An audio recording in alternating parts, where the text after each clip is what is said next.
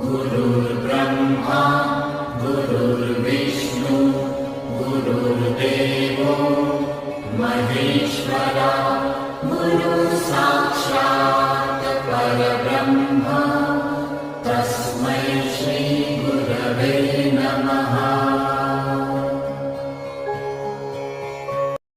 गुरुर्ब्रह्मा गुरुर्विष्णु गुरुर्देवो महेश्वरा गुरुसाक्षात्